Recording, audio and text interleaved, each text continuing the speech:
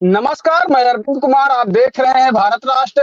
नेपाल से नेपाल के पूर्व मंत्री रहे सत्यनारायण भगत बिंद जी, जो लोकतंत्र पार्टी से हैं।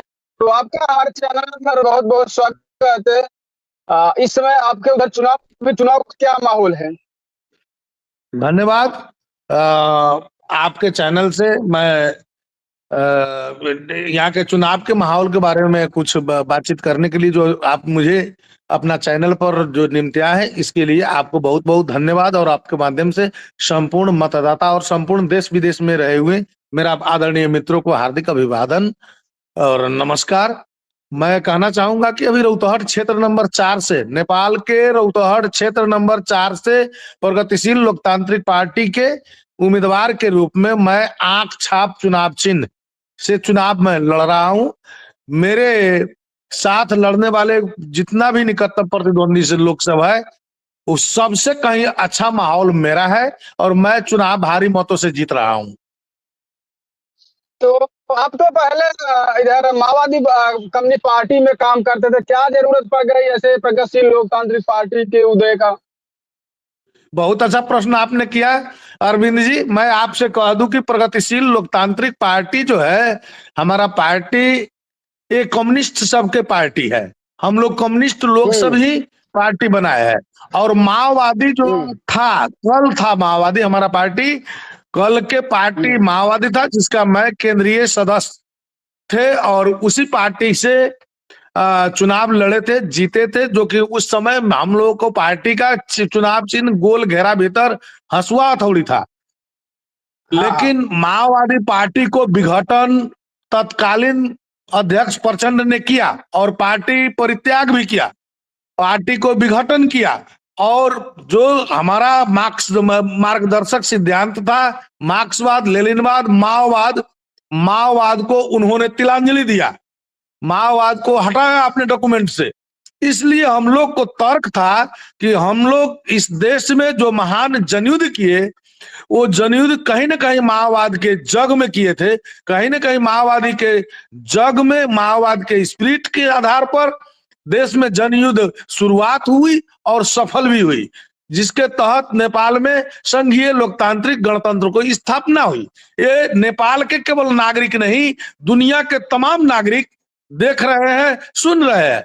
लेकिन जिन पार्टी को अध्यक्ष प्रचंड थे, वो प्रचंड साहब ने क्या लगा उनको, उनका चित्त बुझ गया कि हर चीज हो गया। उन्होंने कम्युनिस्ट पार्टी को त्यागने का काम किया, यानी कि माओवादी को हटाने को काम किया।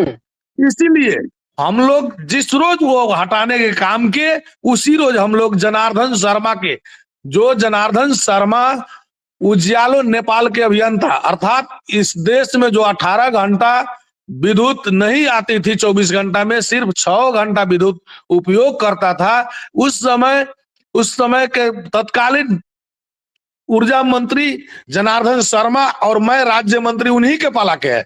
उनके ही नेतृत्व में देश में 18 घंटा के लोड शेडिंग हटी और हम लोग दिन रात खट करके जनता के सेवा में देश से लोड शेडिंग हटाए।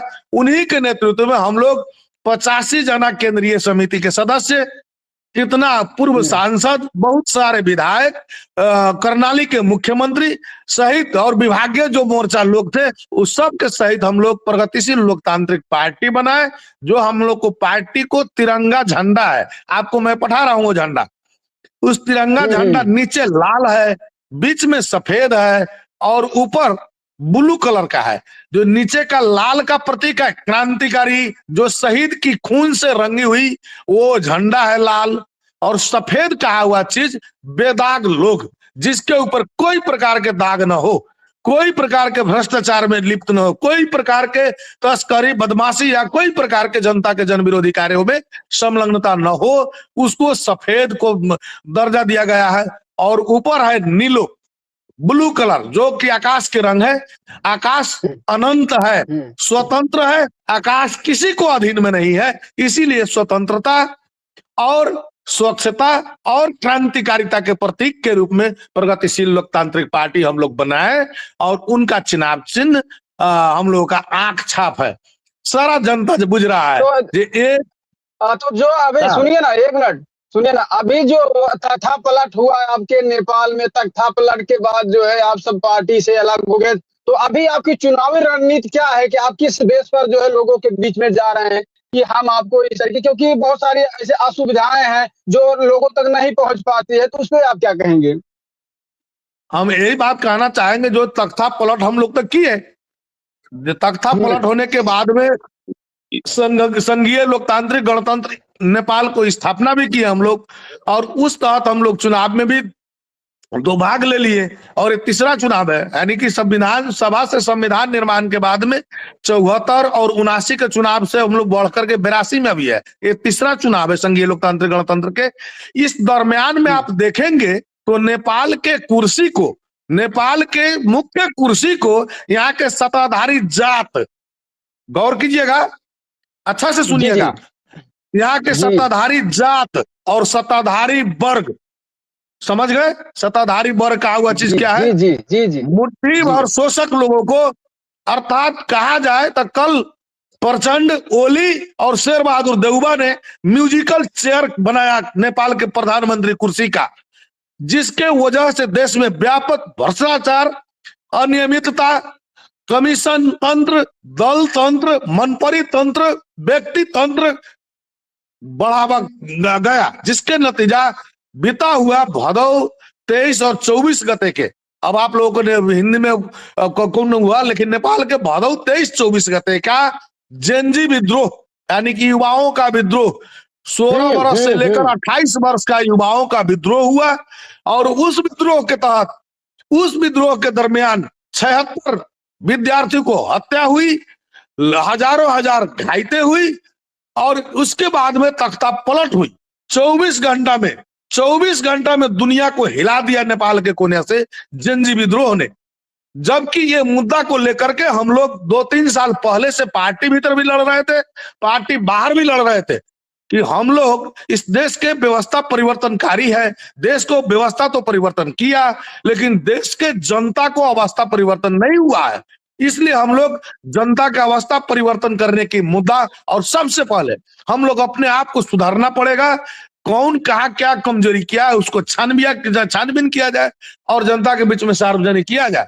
लेकिन हमारे पार्टी के एक मिनट, नेपाल में जो जाति कहे, यूं कहे तो जाति जहर जो है, क्या लोगों के अंदर घोला गया, जिसकी वजह से तख्ता पलट किया गया था, या फिर लोगों का शोषण किया जाता था कुछ जातियों की वजह से?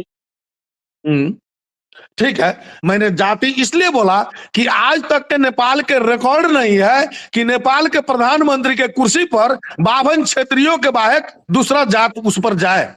नेपाल के उच्च ओहदा के कर्मचारियों में देखिएगा तो अत्यधिक संख्या में 98-97-98% 52 और क्षेत्रीय बाहर कमजोर वर्ग के लोग, कमजोर जात के लोग कुर्सी में नहीं जा पाता है। इसीलिए बोले जे नेपाल के क्या अभिजात वर्ग, यानी कि उच्च जातीय अहंकार के जो अथी है, उस चपेटा में है, उस वर्ग के लोग और शासक लोग मात्र ही नेपाल के सत्ता को संभाला आज तक, जिसका नतीजा शासित लोग हमेशा उत्पीड़न में पड़ा। आपके नहीं, क्या लोकतांत्रिक पार्टी बनाया है, इस पार्टी में क्या उन जो शोषक वर्ग है, क्या उनको भी आपने एंट्री दिया है? शोषक वर्गों को हम लोग एंट्री नहीं दिया है। हम लोगों को पार्टी, प्रगतिशील लोकतांत्रिक पार्टी के बारे में मैंने पहले भी व्याख्या कर दी। हम लोगों का पार्टी शोषक वर्गों के लिए नो अलाउ, नो एंट्री हम लोगों की पार्टी में। हम लोग वही कह रहे थे, पार्टी कम्युनिस्ट पार्टी एकता के विरोधी नहीं होता है, लेकिन हमारे अध्यक्ष साहब ने नहीं बोले।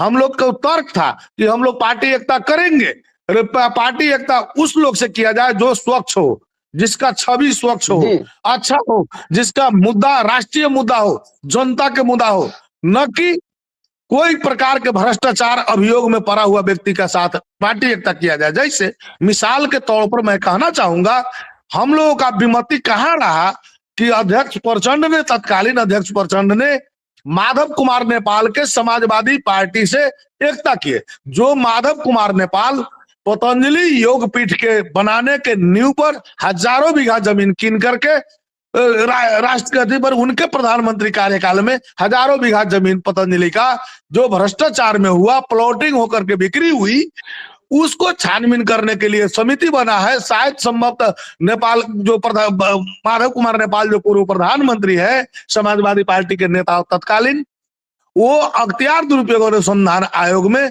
36 लाख रुपया धरौटी रख करके निकल के उम्मीदवारी देकर लड़ रहे हैं। उनके साथ एकता किए, जो देश बेचने में संलग्न जिनका पार्टी के लोग सब था, उस समय वो महासचिव थे, उनके साथ किया गया। हम लोग जिस समय युद्ध लड़ रहे थे, देश में रेड कॉर्नर नोटिस जारी हम लोगों के सर के ऊपर किया जा रहा था, उसमें सहयोग करने वाला पार्टी माधव कुमार नेपाल का है। हम लोगों को इस सर का मूल्य तोक रहा था, उस समय उस राज्य को सहयोग करने वाला पार्टी माधव कुमार नेपाल का था। उनके पार्टी के साथ एकता करने के बाद हम लोग प्रगतिशील लोकतांत्रिक पार्टी बाध्य होकर बनाने के लिए तैयार हुए, बनाए तो और जनता के बीच में अभी आपकी पार्टी जी, अभी आपकी पार्टी क्षेत्रों में कैसे काम करे, लोगों के बीच जा करके कैसे उन रुझानों को समझ रहे हैं कि लोगों की क्या जरूरतें हैं, उनको क्या मिलना चाहिए, इस पर आप सब कैसे काम कर रहे हैं? ऐसा वादा नहीं करता है हम लोग को पार्टी। सत्य पर क्या बोलते हैं, विज्ञान का एक नियम है, तथ्य से सत्य पता लगाया जाए और तर्क से पुष्टि किया जाए। हम लोग को पार्टी कह करके सुनाने वाले पार्टी नहीं है, हम लोग को पार्टी कह के दिखाने वाले पार्टी है। इसलिए हम लोग जनता के बीच में वही प्रतिबद्धता कर रहे हैं कि इस देश के नौजवानों को जिस तरह की आंदोलन में अपना आहुति दी, उन नौजवानों को बेरोजगारी समस्या को हल करने के लिए विदेश नहीं, इसी देश में, इसी माटी में अपना उत्पादन मूलक गति कर करके यहाँ पर रोजगारी को व्यवस्था किया जाएगा। देश के जो अवस्था जो है, उस अवस्था को परिवर्तन किया जाएगा और भ्रष्टाचार को जड़ से उखाड़ फेंकेंगे हम लोग, क्योंकि हम लोग करते आए हैं। और दूसरा बात, जो विभेदकारी नीति जो है, विभेदकारी नीति और नियम को भी हम लोग सुधार करेंगे और सब तमाम लोगों को समानता के हिसाब से आगे हम लोग बढ़ाएंगे कह करके हम लोगों को मुख्य एजेंडा के रूप में हम लोग हर एक प्रकार के विभेद को अंत करेंगे। जी बहुत बहुत धन्यवाद, आप हमारे चैनल को समय दिए। जी नमस्कार। आपके चैनल से जो मेरे देशवासी लोग सुनेंगे, उन सब के लिए आपको दिल से सलाम और सब नागरिकों हार्दिक सलाम।